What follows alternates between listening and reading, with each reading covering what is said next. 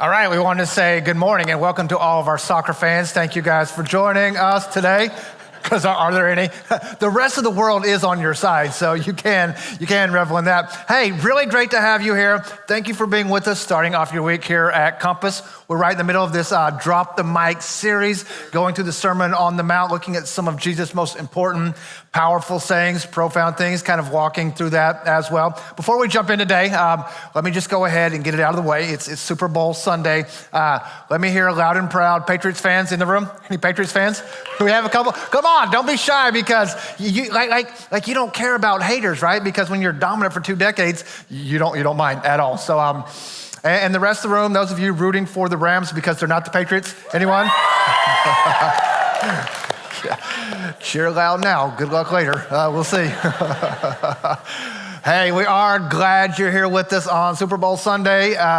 And like I said, we're in this Sermon on the Mount series. If you are new and haven't been with us the last few weeks, we're in week 4, so you can go online and pick up the previous sermons. I do want to let you know next week will be PG, just so if you have young kids in the room, we're dealing with lust. We won't be crude or inappropriate. I will be frank and honest and try to deal with the topic in a way that honors the topic. So just know, I just want to signal now. I'll signal again next week. But for today, we're not there yet. So today, let's start with this.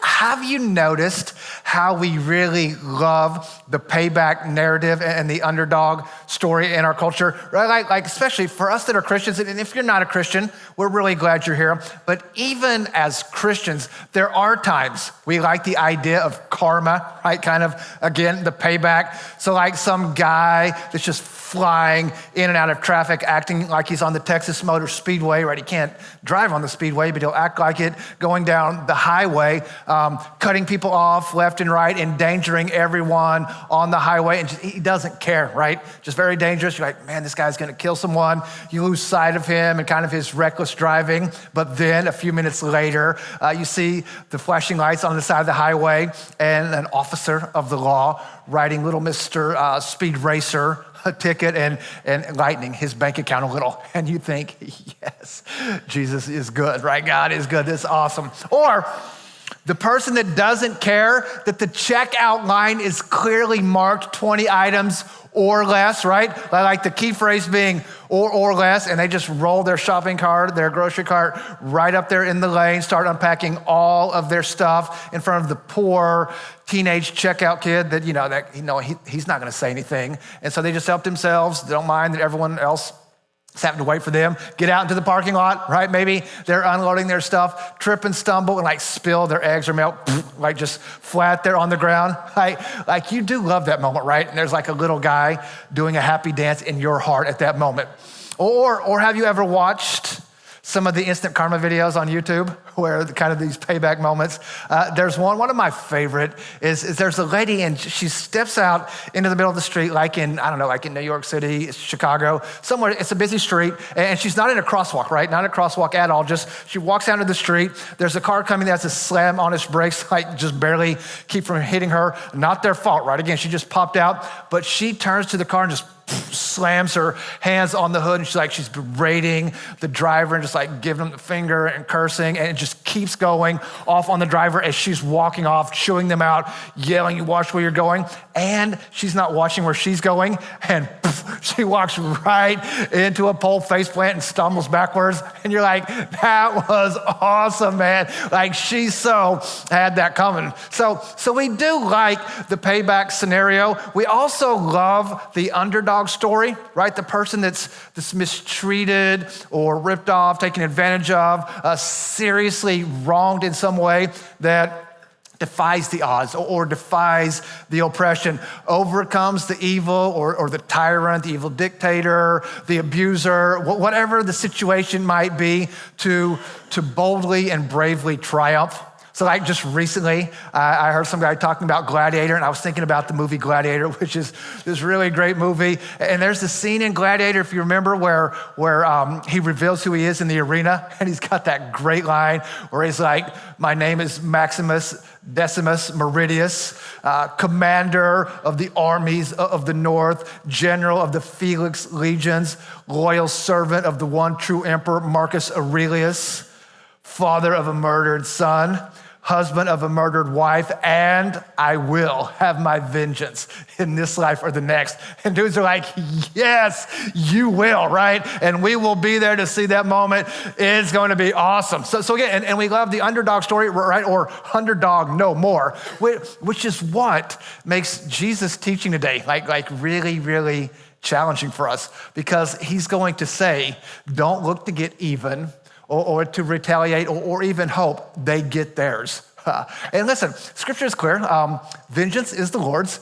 There is a day of judgment that will come for those people who stay hard-hearted or unrepentant or just keep walking in evil. But we started off early in the series saying we're called to be salt and light and to make things and people better and to war for them coming into relationship with Christ before that day.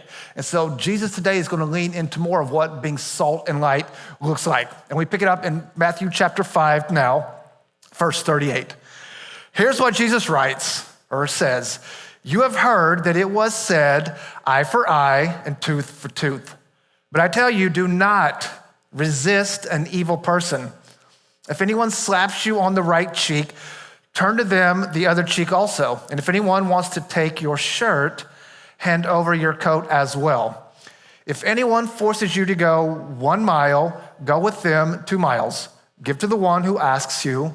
Do not turn away from the one who wants to borrow from you. All right, so to set this up, this idea of eye for eye was actually a law that was put in place in Israel as part of its earliest legal and law code. So Exodus 21, 24, the reason that it was given was to impose strict limitation on taking vengeance, right? To kind of keep injury or retaliation to even. So if someone takes your hand, right, and whatever, battle, fighting, accident, whatever, they take your hand, well, then you get to take their hand and only their hand in return and no other body parts, right? You don't get an ear, you don't get a pinky toe, you don't get anything else, just a hand. And you may think, well, okay, that sounds a little bit barbaric. To which I would say, think about this. Even in our day, if someone punches you, does something to you, well, what is our natural response, natural thing to do? Probably to punch or hit them back, right? Do we do that just to get even or maybe to one-up them a little bit? Usually a bit of both if we're honest in our heart, right? Like we all have a little bit of John Wick in us. We like want to go off on people that hurt, wrong, attack us. So the human condition is usually not merely towards justice, but oftentimes towards revenge or maybe even violence, right? You give me a black eye, I'll give you 2 black eyes in return. And so this idea of an eye for eye is what was known back then as lex talionis, which just means the law of retaliation. So I can repay whatever it is you did to me, get even, but then no more. And I would say even then, it was a fairly progressive and humane law, like way ahead of its time for that day.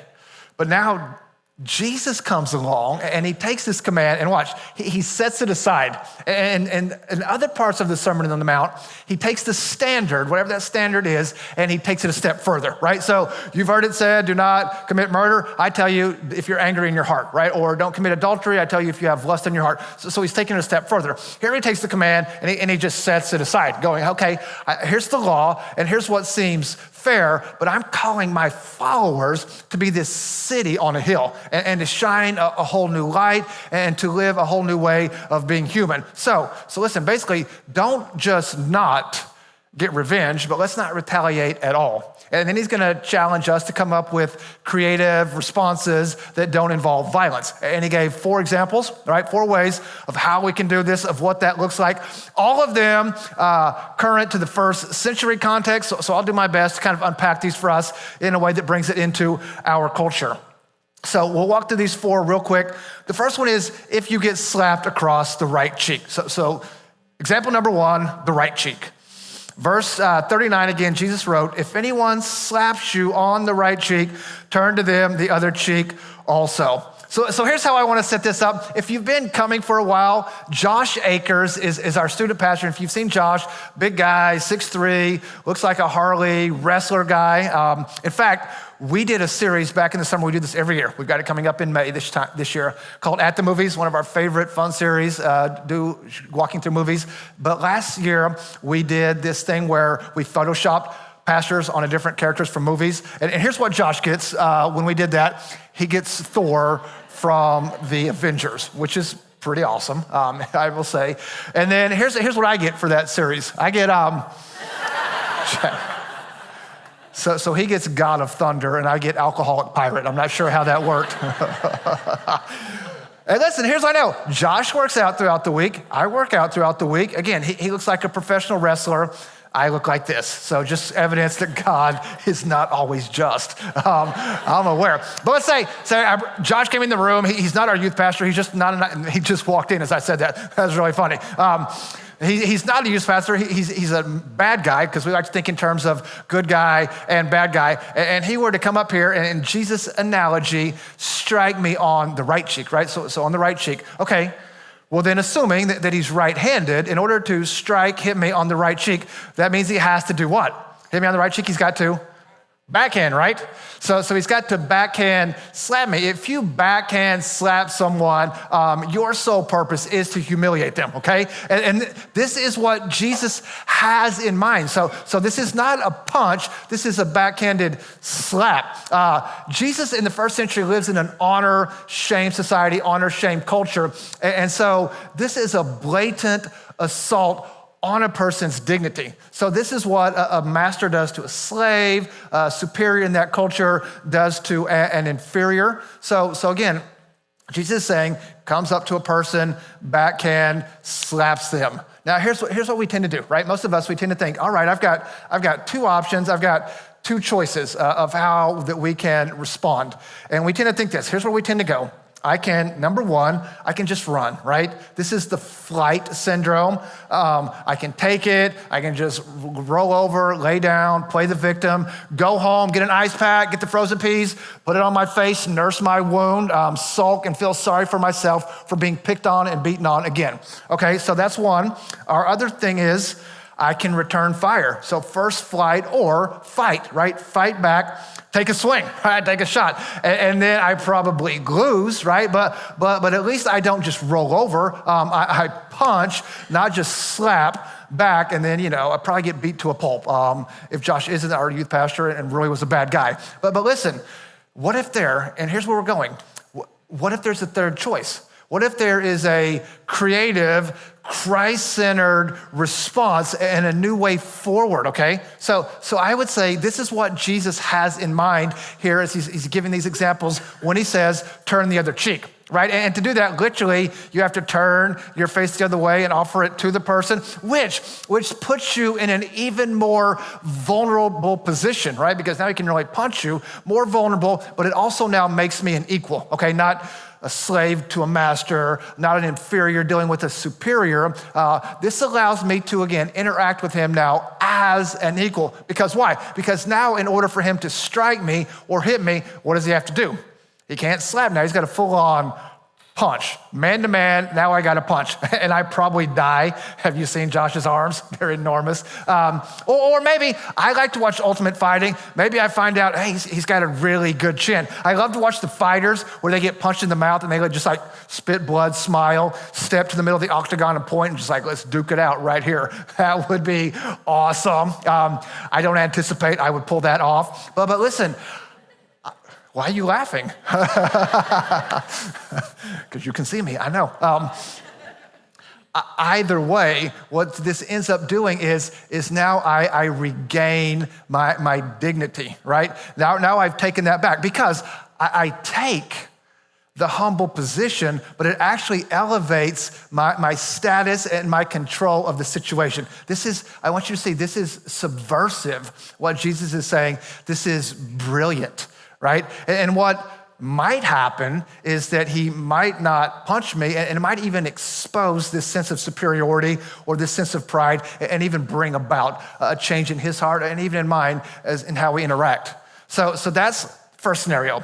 Next one is this. Number two talks about taking someone's clothes, taking their stuff. So this is the shirt and coat example. Verse 40, if anyone wants to sue you and take your shirt, Hand over your coat as well. So now we've got a courtroom scene, right? This is like being in the middle of a lawsuit. So people in the first century also had other people that would sue, try to rip them off, oppress, take advantage of them. And here in this scenario, you've got someone who's trying to literally take the shirt off of your back. And so in first century culture, the wardrobe included the loincloth, right? The loincloth then would be the tunic, and that's kind of the inner garment. It's what the NIV translates as the shirt. So that would be a thin, full-length shirt that you actually had to offer up as collateral in something like this. Then you had the cloak, okay? That's the outer garment, what the NIV calls the coat, which is just like it sounds. It's a robe. It's something that you would wear over the inner garment, the tunic, to help keep you warm. And listen, it would be nicer, thicker type garment. It's what you would wear like at night sleeping to keep you warm if you need to stay warm, maybe use it as a pillow. There was actually a law in their culture that just basic human rights, you can't take someone's cloak or their coat because they could freeze to death. It's hard to stay warm. So that's even actually a law. Then you've got like the sandals and the belt. That's kind of the extent of the Jewish fashion and the Jewish wardrobe. Okay, so this is the picture.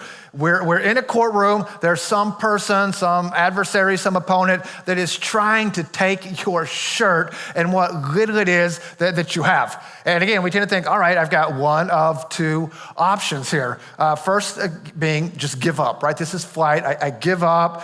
Here's my shirt. I'm probably going to lose anyhow. Just go ahead and take it, right? Just here you go. I'm always getting ripped off. We leave, walk out, just bitter and upset and angry and dare evil, and I'm the victim. I'm always victim. Or, right, if not that road, then we say get even. Now instead of flight, we're going to fight. So maybe you go and hire a lawyer. You go and get a heavy hitter. Whenever our family lived and did ministry in Las Vegas, there were always these billboards of these two lawyer guys, and they were these big guys that would advertise of how if you're an offender bender, we'd love to sue and get you lots of money. And their slogan was they were the heavy hitters, and it was supposed to be, I think, a baseball analogy. But they were always like in their office around a big wood desk in their suits with these bats. I'm like, you guys just look like mafia, right? Like that's what it felt like. But maybe you go get a heavy hitter and you counter sue and you go after his stuff and his wife's stuff and his kid's stuff and his pet stuff and all their stuff. And like, you jacked with the wrong person, bro, right? Or is there another way, right? Is there a different, creative, Christ-like option or response, right? Yes, I'll take what's behind door number 3. Okay, what is that? Okay, this is great. I think this is really humorous. At least it seems like it's humorous. We don't know for sure, right? Because we can't read how he's saying it if Jesus is being funny. But this is how I read it and how I sense it, because he's going, hey, here's an idea. How about you just strip down naked right there in the courtroom, right? And this is before Calvin Klein, and this is before Under Armour and really fancy boxer briefs, because he just said, give them your shirt, and then listen, hand over your cloak, your coat as well, right? And basically just stand there in the courtroom with no pants on, right? Like I see like Will Ferrell, like that's how I see it, like, hey, judge, here, take my pants as well, right? Just standing in his awkward, uncomfortable tighty-whities and brown socks, and you don't know whether to laugh or be horrified. That's kind of the moment here, and Jesus' point is, go ahead and give it all over on your own free will, right? You just go ahead and take charge, recapture your dignity, right? As a human being, not as a person being oppressed or taken advantage of or ripped off, but listen, as a human being with power over your own body. Again, you flip the script. This is subversive. This is taking back control. They're trying to shame or dehumanize or oppress and put you down. You're going, I'm a child of God, fearfully and wonderfully made, heir to the king, or naked and no shame, right? They like cover up. You're like, and there's a level of confidence and identity here that the courtroom or no person can steal from you. And so maybe the person comes and they grab your shirt and they grab your coat, they take your stuff and they just walk off. Sounds good, I've got it. That could happen, right? That is totally possible. Or maybe you expose them, right? Pun intended here. Expose his or her greed or their pride or their selfishness or their hard heart. And in a shame and honor society, you call them out in public and maybe break this chain or this cycle of hurt or hate or mistreatment or violence. So that's example number 2. Here's the third thing you'll tell us. This is about someone forcing you to go 1 mile, then give them 2. We call this example the extra mile. Maybe even if you're not a follower of Christ, you're familiar with this language. This is where it comes from, this message from Jesus. Verse 41, he said, if anyone forces you to go 1 mile, go with them 2 miles. And maybe you're not familiar with the story and the context. You're like, 1 mile, 2 miles. What is this, Camp Gladiator for Jesus, CrossFit for Christ? What are we talking? What's going on? Okay, here's what's going on if you're new to the conversation. So, first century Israel is under Roman rule, Roman occupation. So Roman soldiers everywhere. And they have the ability and the right to compel a person to come and grab their stuff and carry their weapons, their gear, the very thing they're using to oppress the Jewish people, make them come and carry it for up to 1 mile. That's the standard. You have no choice in that. In fact, we see in Matthew 26 this happen where Jesus is carrying his cross to be crucified, and he's too weak to carry it, and the soldiers aren't going to carry it. So they grab Simon of Cyrene out of the audience or out of the crowd, say, hey, we're not carrying it, you come and you take it. And he has to carry that. So that's an example. And I want you to picture like the humiliation, resentment that would stir in you, right? Like the anger, maybe the hate, if you were really in a scenario like that would cause you to feel. So imagine you're running to the store to grab some groceries to finish up dinner. You need a few things and you're trying to rush back to finish preparing the meal for your kids, for your family. Maybe you're on a date, right? It's date night with your spouse, and all of a sudden, some Roman soldier grabs you, says, hey, I don't want to carry my stuff. I don't care that you've got your own stuff. Put it down, grab my stuff, let's go, right? And then a full mile, right, entire mile later, well, then you can be done. Then you can hand it back over and go back to get your groceries to your date, to whatever it is. And this is everyday life, right? This is the context Jesus lives in, and this is what's going on. So the people understand this, and again, they would tend to think, all right, well, 2 choices, 2 ways that we can potentially respond to something like this. One is, again, you roll over. Again, the flight syndrome. Oh, what am I supposed to do? That is a trained Roman soldier. I'm just a commoner. Like it really doesn't matter. I just, grab his stuff, curse them under your breath, like rock you soldier, glare at them. If you weren't here last week, you didn't get that. Glare at them the entire way as you're walking and just let the bitterness, right, just begin to build up on the inside. But once again, I'm oppressed. What can I do? Second thing, maybe you retaliate. So this is the fight. Maybe if you're there, you're the kind of person, you join the Sicarii. This is a Jewish extremist group. That word literally means dagger men. If you've seen or you're familiar with the movie Sicario, that's what that comes from. These were people that would have a dagger, have some kind of knife in their cloak. They would sneak up on soldiers in a crowded area, come up behind, cut their throat, and then try to disappear back into the crowd without being captured and or executed. So that's an option. You can take up a weapon and fight. But again, Jesus is saying, listen, think bigger, right? Think outside of the box. What again if there's a creative, Christ-like response and a new way to do this? And he's saying, how about when you get to the end of that mile, how about you just keep on going, right? Instead of dropping their stuff, storming off all mad and glaring and can't believe they made me do that. You go, hey, let's go another mile, right? I've got this stuff. I want to keep going. Let's keep chatting. Not a problem. Let's go another mile. Catch me if you can, right? And then you just keep on trucking. on your own free volition, by your own free will. Once again, you kind of recapture your dignity and take back control of the situation and of your body and how you interact. And I want you to see, oftentimes we throw around this phrase, going the extra mile, and it's great, and I hope you apply that to lots of areas, but it almost becomes cliche in some ways. This is absolutely provocative, and it's absolutely subversive. And once again, maybe the soldier orders you stop, but you do realize you have again flipped the script where now he's going, hey, whoa, no, what are you doing? Stop. I order you put down my stuff, quit carrying my stuff now, right? Or maybe you get to keep going and you strike up a conversation. You ask, hey, what's it like being this far away from your children and being so far away from your wife? Do you miss them? How hard is it to come and live in a place where you don't want to be and we don't want you? Like, is that really hard? And maybe he just gives you the silent treatment, ignores you, pretends you're not even there. But it gives you the opportunity to humanize your enemy and maybe humanize yourself in return.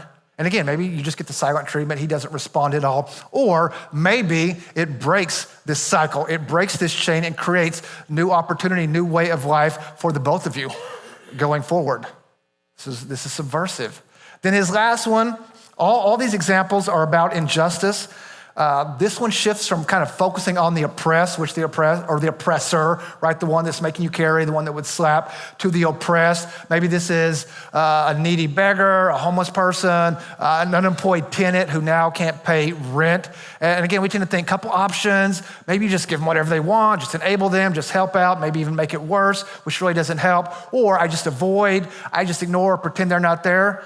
Homeless guy should get a job, then he won't be homeless, and maybe they can't. And I think the third option is if we don't just avoid or enable, but maybe come alongside and empower, try to help build a relationship and equip. Those are some things. But all of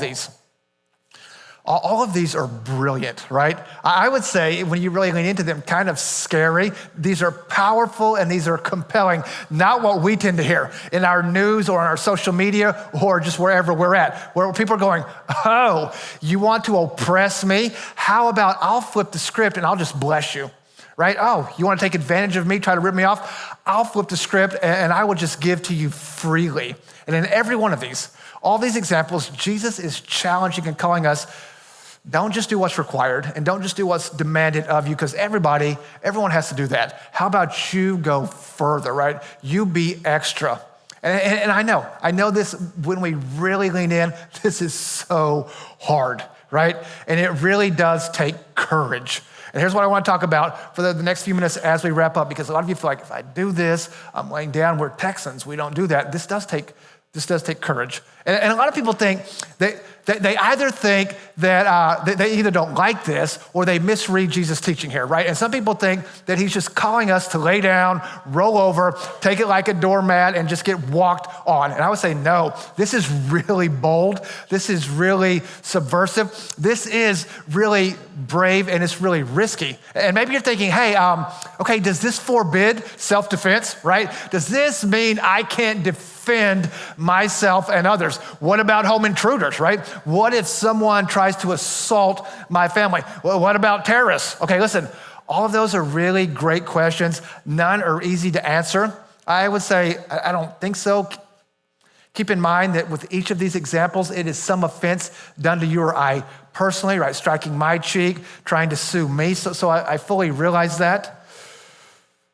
I would say I believe it is a call to pursue creative, alternative responses that are not hurtful or violent and lead to more violence. I would say I think it is a call to pursue nonviolent resistance. If we could use that language, right? You are to resist for sure, but again, the third choice, the third alternative, a nonviolent resistance. Is that always possible? Listen, smart people, really smart people that really love and that follow Jesus disagree on the implications of how this plays out, right? Are there situations where, the violence is unavoidable? Times and places where it's the lesser of two evils? Great questions. Let me give you just a quick history lesson and then close with a challenge for all of us.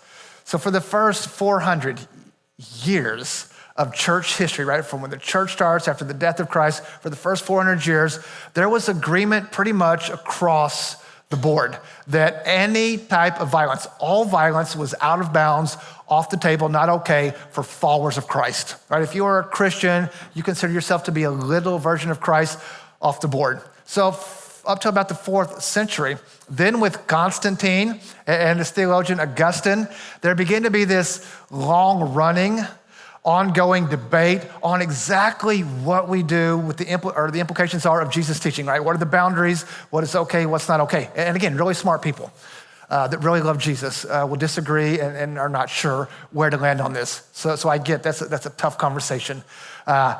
Here's what I do think is safe to say. If you are a follower of Christ and you're trying to take the teachings from the Sermon on the Mount seriously, then you have to reject the fight or flight syndrome scenario that's all that I've got, right? That's it right there. I can either lay down, roll over, get picked on, just take it, be the doormat, or fight back, strike back, attack, go at them, and at least pursue the creative, nonviolent option that would put a stop to evil, right? I would say at the very least for us, that is the call and the challenge of Christ, that we would be extra, right? Again, pursue a counterculture, Christ-centered, cross-shaped alternative, like Jesus did. And listen, that will take courage. Here's what I want you to hear. This is courageous. It can be scary. We like the payback narrative. I love the underdog, right? Do you not love the underdog that rises up and sticks it to the oppressor? Like I want to be gladiator, right? I want to have that kind of courage. I want to rise up and start that kind of movement, to be brave, to resist abuse and evil and oppression and injustice and tyranny, to which I would say, you can, and I can. And it does. It will mean that you have to be really courageous. And I'm talking about a real courage. And listen, overcome this fear that if I do this, right? If I do the thing Jesus calls me to do, well, what if someone takes advantage of me then, right? What if they don't respond in kind? What if they treat me even worse? No, I've got to defend myself, go get the payback, protect my honor, my cause, my thing. To which I say, okay, maybe. But let me give you this thought on courage. I heard Erwin McManus say this some time back, and I thought it was a great thought that I want to apply to Jesus' teaching specifically on the Sermon on the Mount, because it may sound like I'm being the weak person here. I think it takes great courage. And here's the line that he said, and here's how I want to tie it to it. His line was, courage is not the absence of fear. Listen, it's the absence of self. And think about this, right? So many times we want for courage to be this emotion that comes in and overtakes the emotion of fear, but that's not how it tends to work, right? Do you realize that's not usually how it works? I would suggest that courage isn't the emotion that overtakes the emotion of fear. It is the action that steps right into the middle of fear. Because if you don't have any fear, then you don't really have any need for courage, right? There's nothing that you have to overcome. But here's what I really want you to see and think about with courage. Courage is something, it will take an incredible amount of sacrifice and selflessness. And therefore, when we consider what the highest expression of courage looks like, the highest expression of courage is to live your life for someone else and not for yourself, right? That's why it is the absence of self, right? I'm making decisions not for me, you're making decisions not for you, but for others, which is also why Jesus is this ultimate expression and embodiment of courage, because he lives his life not for himself, but for others. And he suffers and dies on a cross, not for himself, but others. Everything, all that he does is for us. And so when we look to the cross, right, I look at the cross and I'm like, okay, that right there, that is what courage looks like. Why? Because he has this complete absence of self, right? Is absolutely gone at that moment. Because Jesus can flee, right? I mean, he could have totally ran, figured out a way to get out. He could have fought, or he could take a cross and go up and die in our place. Paul says in Philippians that Jesus emptied himself completely. This is the idea, right? And this is why, for me, Jesus is so compelling, because he gave all, right? All of himself for you and me without ever waiting for us to do anything for him in return.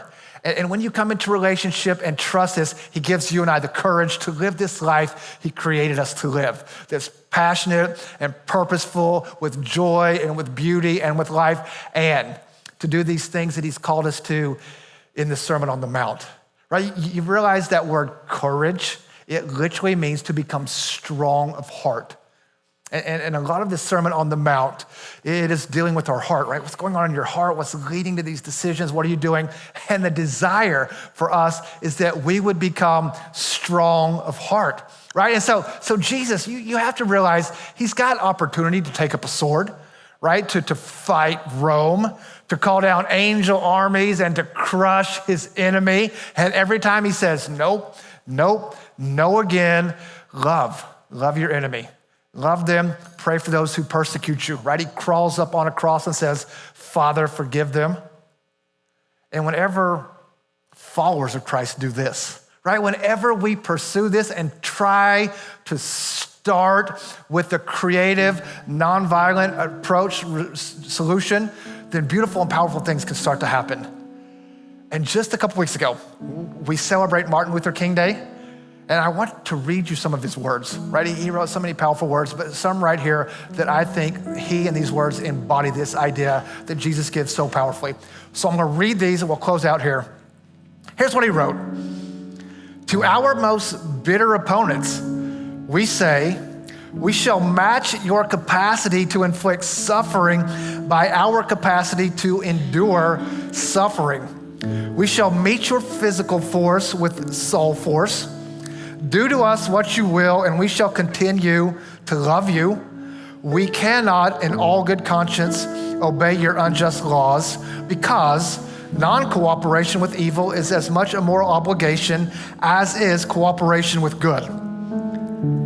Throw us in jail, and we shall still love you.